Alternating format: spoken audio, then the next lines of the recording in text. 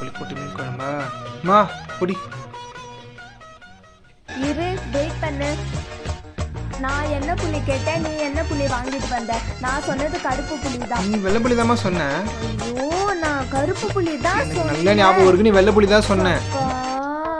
கருப்பு புளி தான். வெள்ளை வெள்ளை வெள்ளை புளி. ஏன் இப்படி பண்ற?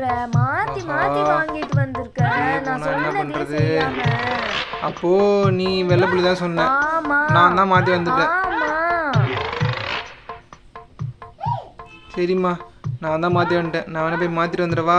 அதெல்லாம் வேணாம், போ. இன்னைக்காவது தப்ப ஒத்துக்கிறாளா பார்த்தியா? கரெக்டாக தானே வாங்கிட்டு வந்தேன். நான் தான் தப்பு பண்ண மாதிரி ஆயிடுச்சு. போடா.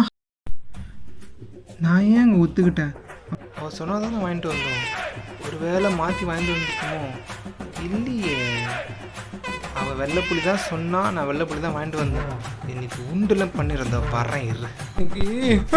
வா. என்ன? நீ என்ன வெள்ளைப்புளி தானே வாங்கிட்டு வர சொன்ன? அப்புறம் வாங்கினதுக்கு அப்புறம் மாற்றி சொல்கிற?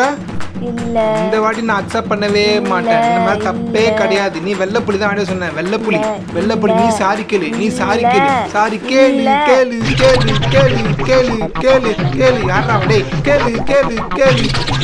என்ன கேட்கணும்?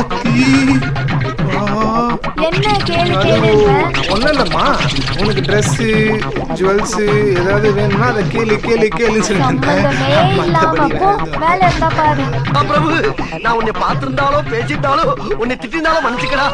இனிமேல் நான் உன் எதுக்க கூட வரமாட்டேன்டா.